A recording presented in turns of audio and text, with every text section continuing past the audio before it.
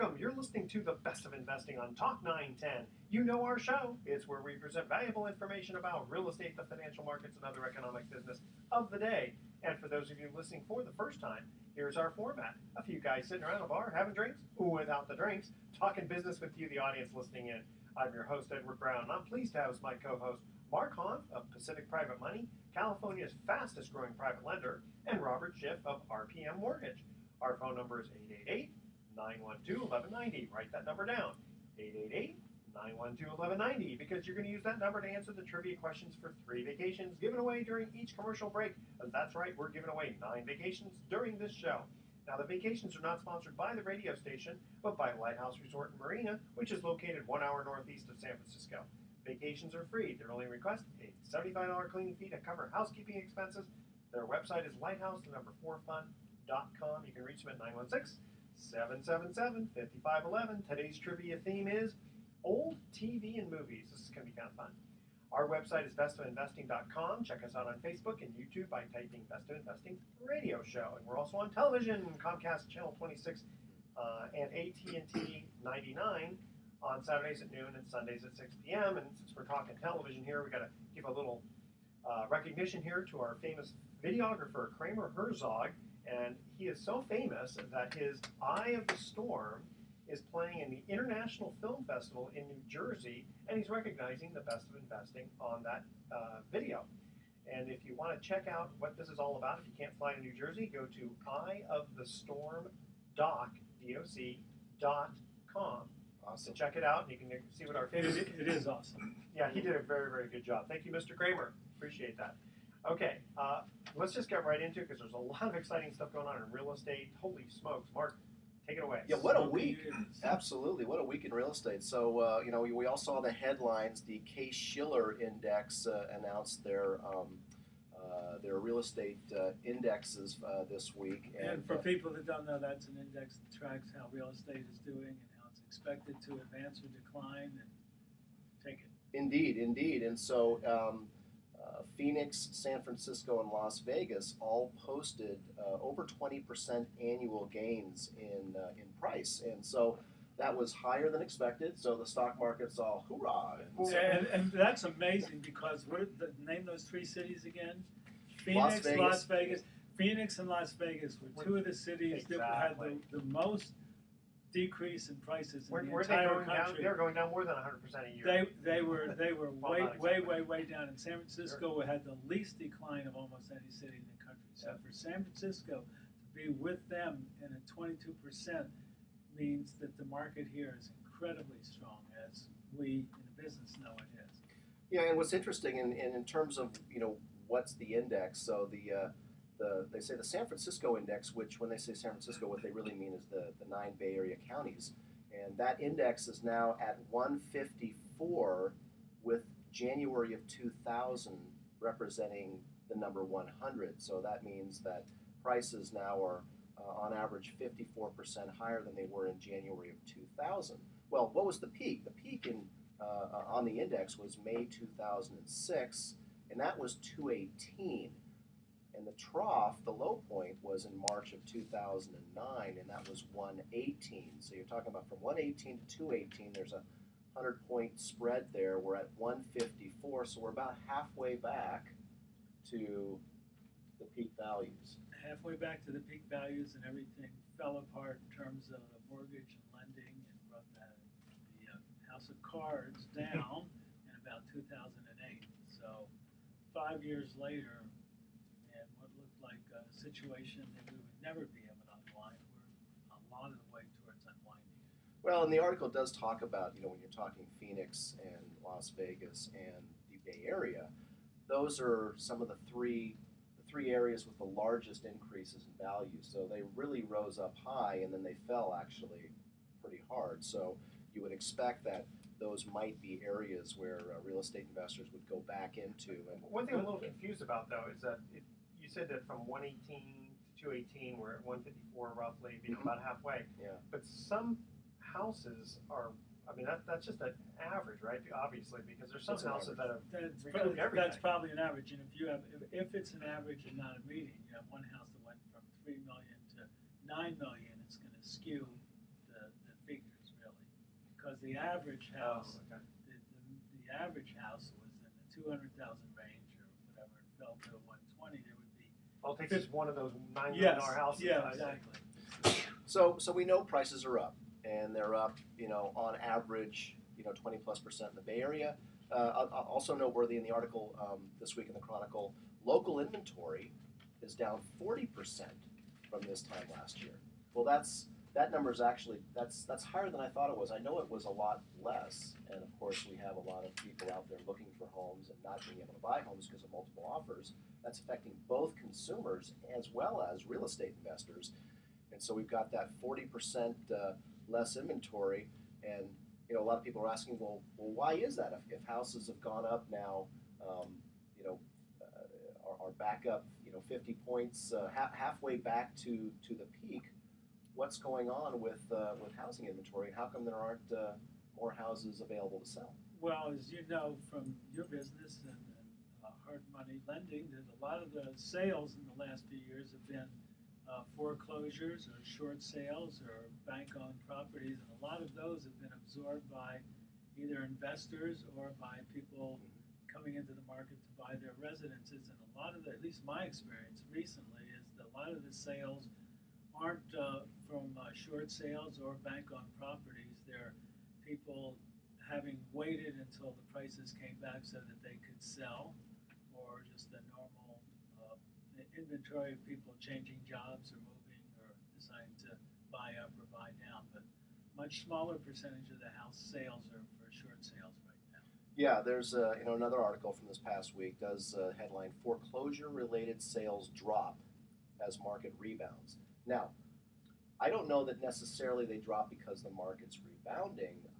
Anecdotally, I'm hearing a lot of information from various sources that I speak with, and I'm talking real estate every day, being a hard money lender. And I've had multiple conversations with people who say, I know of multiple empty homes in neighborhoods. These are realtors talking, basically. Multiple empty homes owned by banks that are not on the MLS. They're not for sale. And so what they're saying is the banks are purposefully holding inventory off the market to help push the recovery, which causes some people to argue that this is like a bubble. This is a false recovery, which I don't believe that. I think that's not true. I wonder if some banks start releasing the inventory, they'll all just jump on the bandwagon, release it all, and then it'll depress prices again. And wouldn't you I don't think they'll let that happen. think that the banks would rent them out to get some income, or to do something? Well, except that about it, it's harder to get the renters out if they're planning on selling it within 6 months or so. I'm not sure that that's an intention of the banks. Well, the by banks are simply not in the business of renting. Yeah, and they're not in the business of owning. Because if they were in the business of owning, they would hand it off to a separate company that would manage the properties and make sure they were clean. I mean, a lot of places there's so many still They're just vacant letting it go. houses that it becomes a problem for the neighborhood. As long as they pay their homeowners dues. Now the real estate market's really strong, but from what we know, there's still 1 out of every 4 homeowners in this country are either upside down or don't have enough equity in their house that they can sell the house and have any money left over to go buy a cheaper house. Yeah, and I've got an article about So- that too. Let's talk a little bit more about that in the next segment. In the next segment. Okay, because we're going to cut to our first commercial break here. Before we do, last week we had a special trivia contest where the winner won a beautiful Ritz-Carlton Half Moon Bay little mini vacation. Yeah, there we go. And here's their advertisement here. Join us at the Bay Area's only oceanfront golf resort, the Ritz-Carlton Half Moon Bay, to experience the new Navio following a $1 million renovation. This oceanfront restaurant is excited to share its new version of coastal cuisine. Make your reservations today by calling 650-712-7040. And I think we've all been to the Ritz-Carlton Half Moon Bay, and it's quite. You got to go there. Mark and I have. It's very exquisite. If you want to be in good with your wife, to put it nicely, take her there. Okay, and here was the question.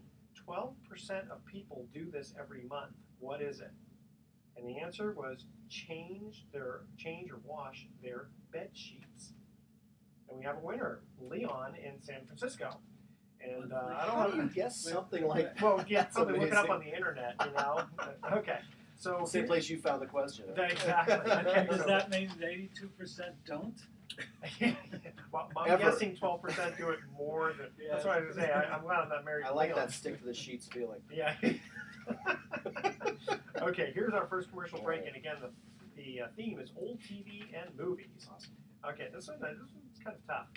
Besides Zeppo, who a lot of people don't even remember, who was the name of the fifth Marx brother you hardly hear about? Now, everyone probably remembers Chico, Harpo, and Groucho, right?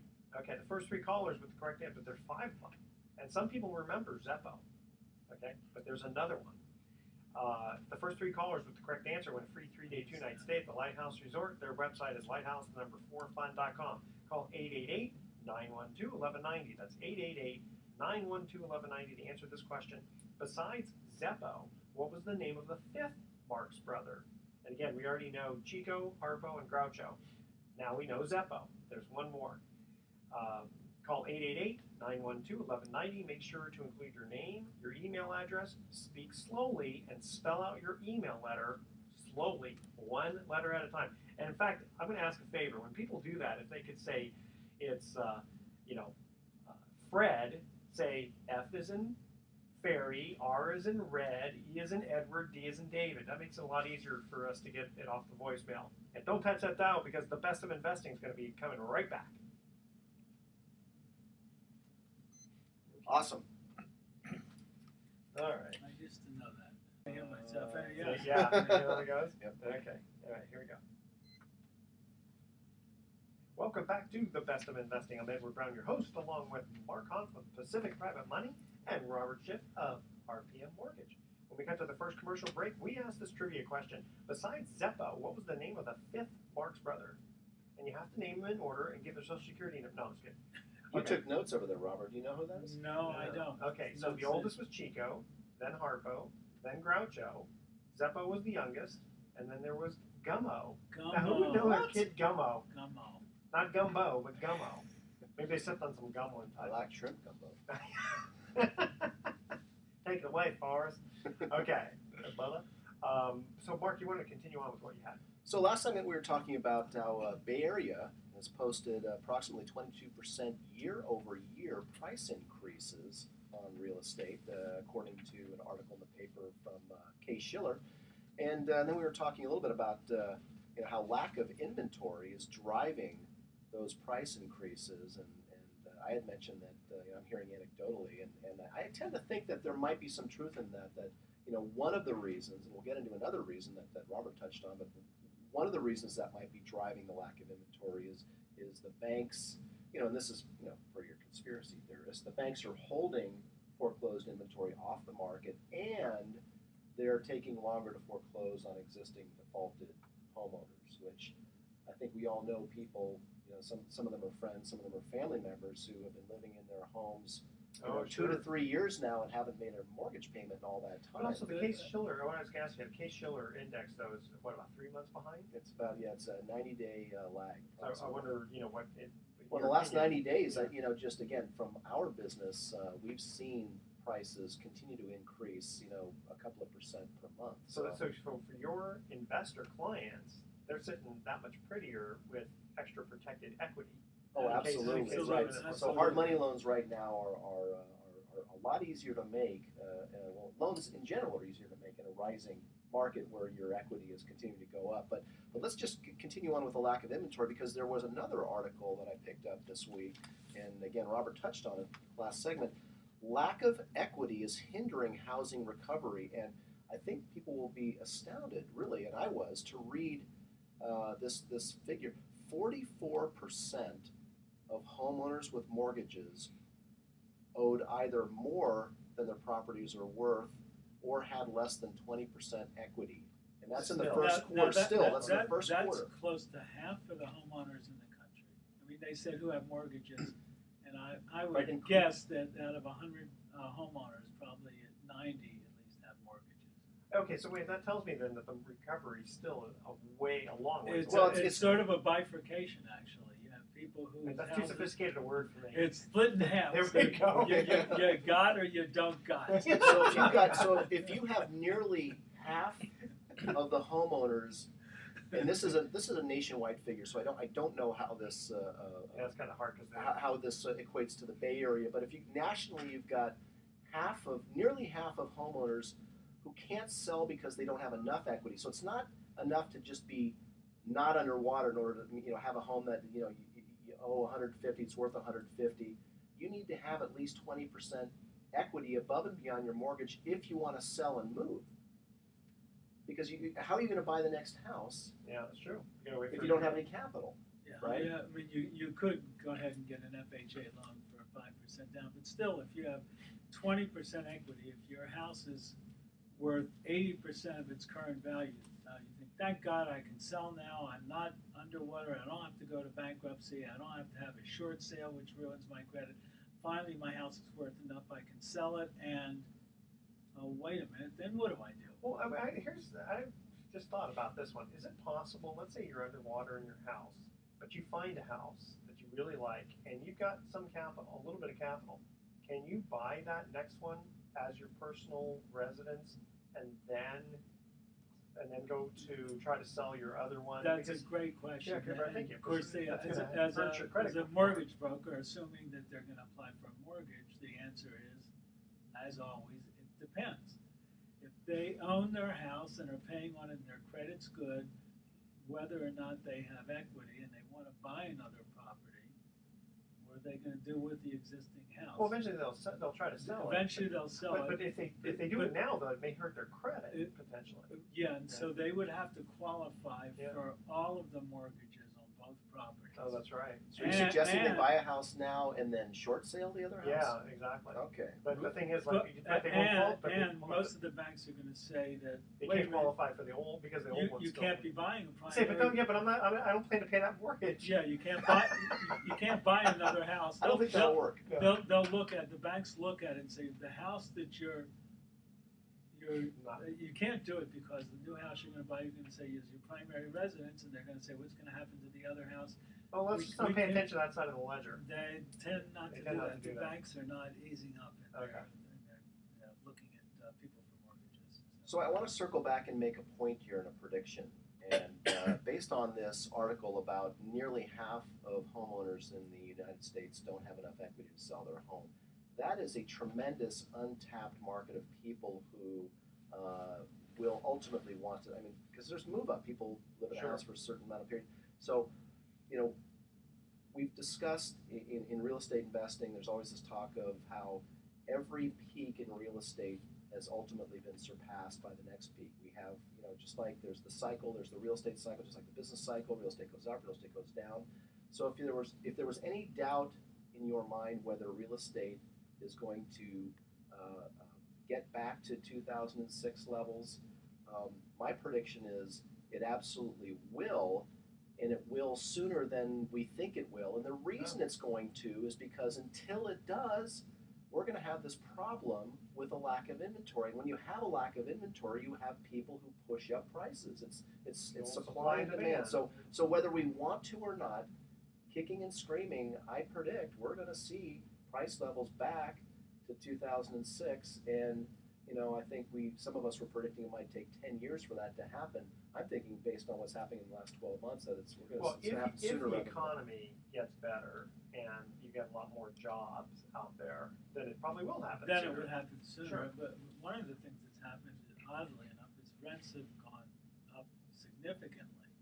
And so, I have people coming to me to see if they can qualify to buy a property because their rents have gone up such that even though the values are increasing and the amount they have to pay is more than it was a half a year ago, they still can buy a property, put a small amount down, and their monthly cost will not be significantly different than if they were renting. But again, they still have to qualify for it, which eventually will, when we get to the next segment, we're going to have an email from a listener kind of right up your alley there, my friend. Now, one final point. What can screw up that prediction of how fast we reach, whether we can reach 2006 levels, say, in the next 5 years, are whether mortgage rates spike unexpectedly. And that's the thing that everyone is wondering about and concerned about in terms of, will that derail any price recovery and then in real eventually estate? we're going to have another election. That always kind of makes people a little Then the skittish. rates will be down during that time, certainly. You think so? Oh, well, they just prime it for the election.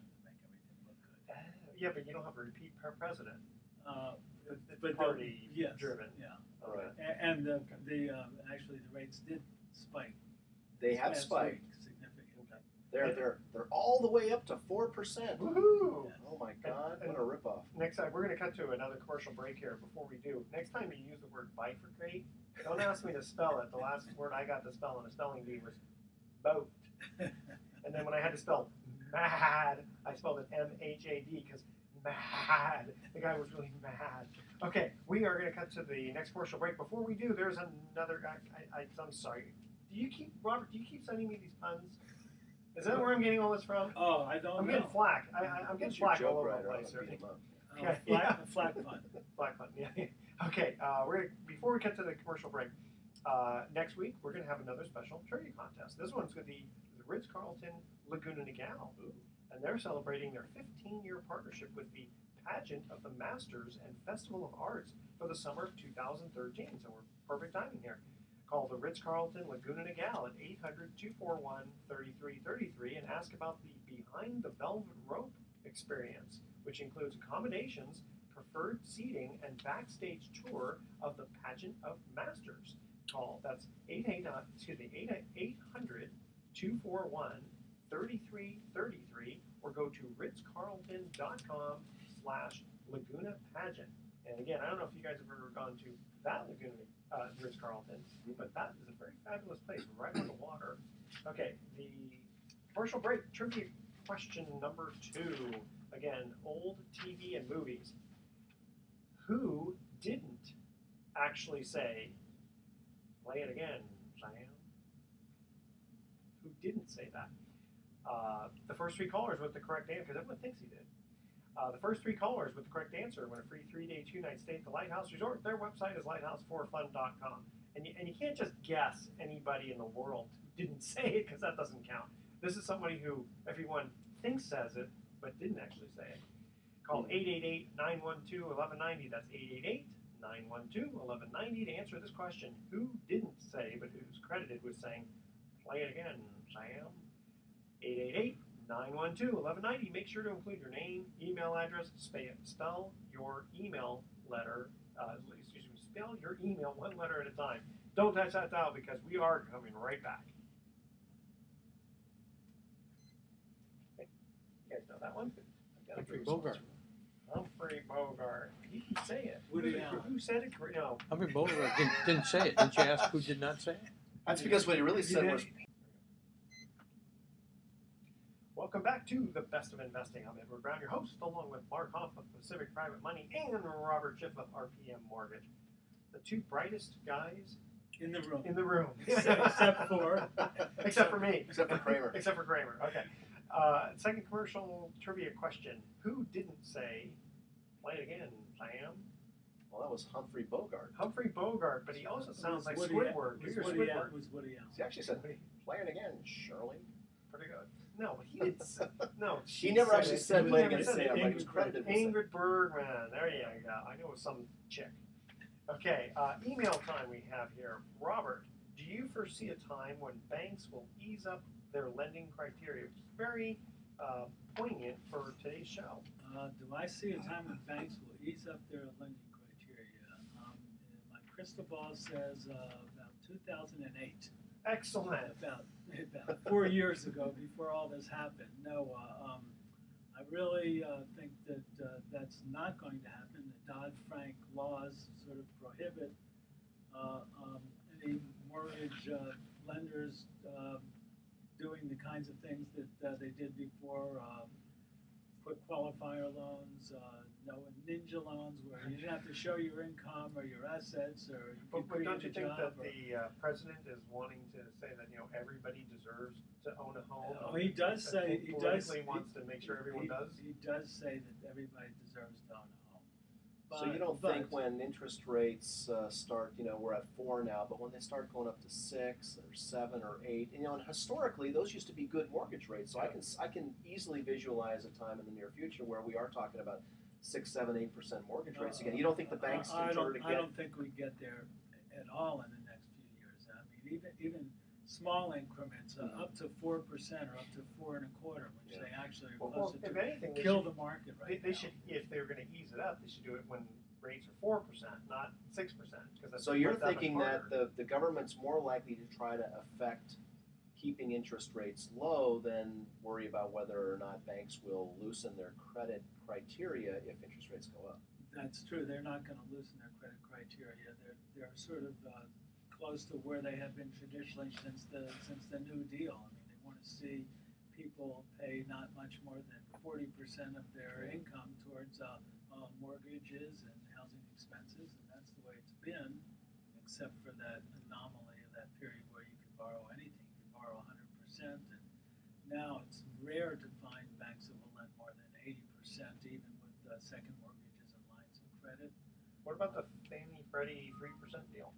Or FHA? The FHA still is there, and you can put down 3.5% and get a mortgage. The fees are hefty and getting larger. There's an upfront fee of 1.75% of the loan. So if you're borrowing $300,000 loan, that in the loan could be about $5,000 or $6,000 fee. You'd have to pay about $300 a month for mortgage insurance. And starting June the 1st on FHA loans, the mortgage insurance is there for the life of the loan. It used to be wonderful. that after 3 or 5 years, if you had equity, you could get out of it and That's keep right. your loan. And now, not. It's there for the life of the loan. And how much is an average mortgage insurance? How much extra does that add? Well, there's private mortgage insurance, which is less than FHA mortgage insurance. Private mortgage insurance, again, it depends. There's some of the banks will say, if you pay us up front, depending on your credit, depending on how good your application is, you could potentially pay 1% of the loan as an upfront fee. If you're purchasing it, you could negotiate so the sellers could credit you that, and you wouldn't have any mortgage insurance. That's if you have 10% down. If you just have 3.5% down, you're limited to FHA financing or VA if you're a vet. So you're buying a $300,000 mortgage, it costs you $3,000 throughout the life of the loan. $3,000, and then you get an excellent rate, and either that or you would pay about $3,000 a year. So That doesn't make sense. no, it makes sense to get that money. Yeah, and they'll let you do private insurance rather than FHA. Yes. So back to whether or not banks are likely to ease underwriting guidelines and make lending easier again, thanks to our friends Frank and Dodd, who we don't like very much around here at this show. They've pretty much written regulations now that basically are going to preclude banks from loosening up their credit They standards. really do, and there's a lot of parts of the law that really haven't been enacted yet, and everybody's trying to scramble to figure out exactly what they mean and how they will be enacted. Don't get me started on that. You know, every January for the last 3 years, there have been a whole slew of new laws layered on top of the last pile of new laws that only serve, in my opinion, to do one thing, and that is to take away consumer choice, all in the guise of consumer protection. You can't see my hands, but I'm putting them up in quotes. It's just nonsense. The government thinks you're too stupid to make your own business decisions and borrow money, and now they're going to protect you from yourself. But I figured out a new tax loophole. I'm going to change my name to Anonymous. That way I can take all these tax deductions, right? People make donations and they was done anonymously. I'm going to take credit for all those. Okay, just That's your kidding, IRS. get-rich-quick scheme. That's my right? get-rich-quick Okay, all scheme. right, good. Okay, Mark. You are being That's right. Here's a question we received for you, which is kind of almost contrast with Mark Roberts, which is, if the banks ease up on their parameters, will you still be able to provide loan investments to your investors? Maybe explain that, what that means.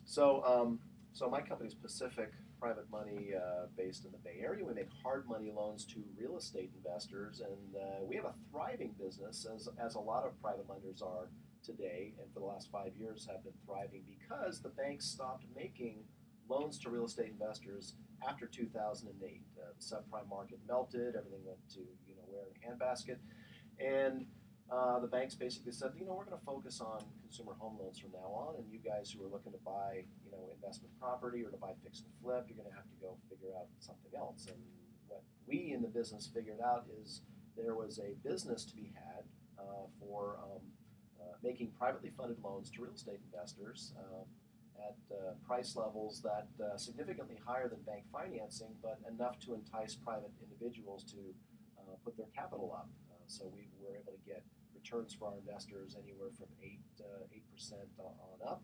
And so the question was, if banks ease their lending standards, which we just said they're probably not going to do, although I think they could certainly ease their FICO guidelines, maybe from 680 to 650 or 640 or whatever. I mean, they're still going to have to. You're still going to have to show income to make a loan, but I guess there are probably ways that the banks will discover how to ease and be able to increase the loans that borrowers qualify for. That, and they may decide to get back into the lending market for non-owner occupied and investment property. And when that happens, what's going to happen to the private lending industry? And in my opinion, it's going to affect it, but not as much as people might think. And the reason for that is that we in the private lending industry have gotten really good at speed and efficiency and underwriting, and those are things that banks generally don't have a reputation for. So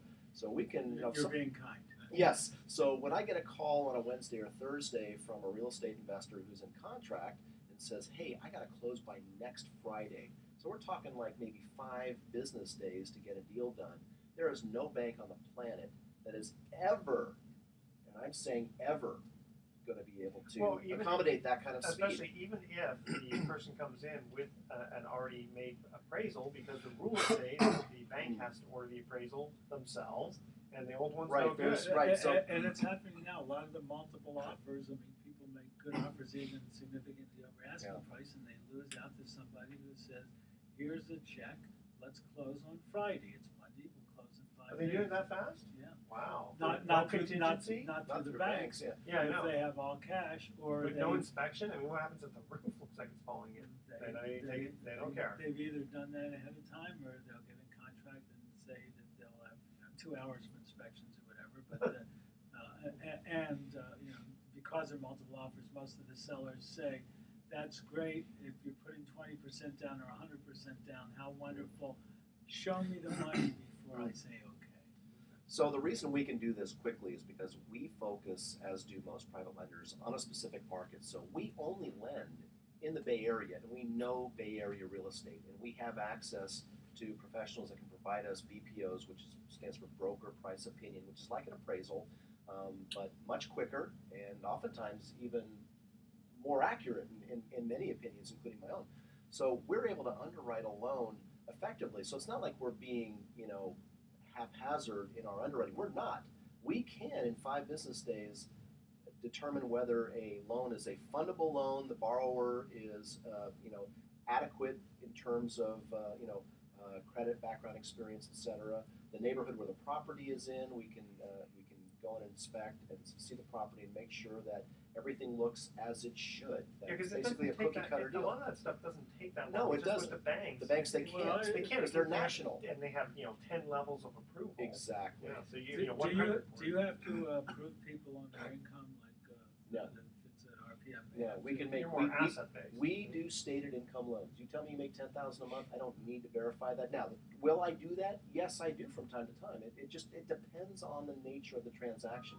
If it's a buy, fix, and flip, I don't necessarily need to verify that the guy's making $10,000 a month or $5,000 a month or whatever, because we're only making a 70% of purchase price loan. He's coming in with capital that's coming from somewhere, whether it's his capital or his investor's capital. We're well protected. We know how to go in and finish that project if he doesn't, and that almost never happens. That's a good point, because a lot of times when you buy a house for yourself with the bank loan, and you say, well, some of my down payment is borrowed money from my dad or something, they don't like to see that. We don't You care. don't care, because Right. the money is money, Yep. and you're doing It's it coming from percentage. somebody, and that Yeah. somebody is going to care about getting their money back. Exactly. So that protects our loan. Sure, and hey, if you have to take over, maybe you'll actually make more money than the loan the amount. So how do people get a hold of you? So for more information on either borrowing money privately, or more importantly for many of our listeners, if you're interested in learning how to make 8% or more on your savings or IRA accounts, if you're self-directing your IRA, and I hope all of you are, because that's one way to get great returns, call us at Pacific Private Money. We're here in the Bay Area at 415-883-2150. That's 415-883-2150, or visit us at pacificprivatemoney.com. And one of our sponsors is IRA Services Trust Company, and they do a phenomenal job handling people's IRA, whether or not you invest in deeds of trust or stocks and bonds or an independent custodian. We don't get any benefits. You should say that again, because it's really specific. That self-directed IRA. Self-directed A lot of people don't know about it. Yeah, the IRA Services Trust Company in San Carlos. They just check them out at IRA Services Trust Company, IRAServices.com. Their website has a lot of information about what a self-directed IRA is, and if you're looking at making alternative investments, that's an area to look. Okay, we're going to cut to our third commercial break. Here's the trivia question: who usually ended his show saying, "Good night, Gracie"? The first three callers with the correct answer win a free 3-day, 2-night stay at the Old Lighthouse Resort. You got to go back to old TV for this one. Their website is lighthouse4fun.com. Call 888-912-1190. That's 888-912-1190 to answer this question. Who usually ended his show saying, "Say goodnight, Gracie"? Make sure to include your name, your email address, speak slowly, spell out your email letter one letter at a time. It's a tongue twister. And don't touch that dial because we're going to have some closing comments. I don't think Robert said contact information, so. Okay. Good. Okay, we'll get into your thing here about just how You're going to talk about how it's all the Flipper's fault. Yes. Okay, here we go. Welcome back to The Best of Investing. I'm Edward Brown, your host, along with my co-host Mark Hunt and my co-host Robert Jeff. And when we cut to the third commercial break, we asked this trivia question: who usually ended his show saying, "Say goodnight, Gracie"? Robert. It was George Burns. That's correct. And her response was, "Good night, Gracie." There you go. Okay, Robert, when we had asked you your email question, we forgot to ask how do people get a hold of you, because you're quite the guru. Oh, my. Mortgage guru. Conventional mortgage guru. You can look up Mortgage Guru. No, my company is RPM Mortgage, and we're right now about the second biggest residential lender in the Bay Area for houses. Surprisingly, we're a private mortgage bank, but we can fund the loans and sell them to most of the commercial banks or the big banks that you would deal with directly. So we have a great diversity in where we can take loans. And you can go onto the RPM website, which has a lot of information, and go to my name on the website. And you'll find that actually there's a new system we have where you can fill out a lot of the information for a loan application in our website, and it's much more secure than emailing us all that personal information. The best way to get a hold of me besides the website is to give me a call on my cell phone at 415-515-1941. You guys are great. I never want to give my cell phone out. It's like, but everyone in the realtors and mortgage business, they seem to always want to give their cell phone out. Good for you. Well, that's because when people deal with you, it's quick. I need a loan tomorrow. I know, yeah. And quick. Where's Sunday my money night. now? Yes, exactly. Okay, I had a quick article here about flippers riding housing wave. I don't think they're talking about the dolphin there. It says rising home prices have fueled the return of a practice that some blamed for inflating the bubble: house flipping. They say it's reached the highest level since 2005. And we're not talking about rehabbers, people buying, remodeling, and flipping property. We're talking about people who just buy, do nothing, Is that right? resell it. Is that what they're talking about? That's what that means when they talk about the flipper market that we did not know, that we knew but did not love. Yeah. That's because that's what was happening in the early 2000s. People would buy property, sit on it for a few months, sell it, and make $25,000 to $50,000 profit in the Bay Area. Well, And how is that happening now? The prices aren't rising so much that they could. Well, they But must. when you buy and sell, there's about a 10% differential with the cost of of both transactions. What markets are they saying in that article, Edward? Well, that's they happening? do talk about mostly happening in California. I would think, given that, a lot, we just talked about earlier in the show, Case-Shiller Index said that the Bay Area home prices are up 22% year over year. A lot of that 22% actually has happened just in the last 6 months, not in the last 6 months of 2012, but in the first 6 months of 2013. So I guess presumably you could have bought a home, and if you got it at a really good price, you could literally turn around and sell it Well, here for a profit. they did say this one guy bought a $600,000 short sale, made cosmetic renovations, just fresh paint, new hardwood floors, and kitchen Right, tiles. Sold it a few weeks later for $755,000. Well, so there's flipping and there's flipping. You do nothing to the house, add no value, and sell it at a profit. That's not healthy. But if you do any improvements at all, particularly if you got it and at a you're good doing it. price in a short sale, you can get short sale prices good. So I don't know if that's a bad thing. So that's a little bit of a misleading article, I think. Okay. Well, guys, thank you very much. It's been quite a pleasure yet again. Absolutely. Here's our thoughts for the day. 101 Dalmatians and Peter Pan and Wendy are the only two, it says here, and Peter Pan and Wendy are the only two Disney cartoon features with both parents that are present and don't die throughout the movie. You're talking about a lot of Disney, Dalmatians right? and, And they say here, Peter Pan and Wendy, the only two cartoon features. Of course, I guess Peter Pan. Peter is what they Pan, meant. not Peter Pan and Wendy. Okay, that's kind of a little depressing. And there are 315 entries in Webster's dictionary that will be misspelled. Excellent. Where do I go and buy one of those? Okay, tune in next week to The Best of Investing. We're going to be giving away 9 more free vacations for answering trivia questions. Thanks for listening. On behalf of our team, I'm Edward Brown, wishing you the best of investing. So long. That's a wrap. Look at that. Yeah.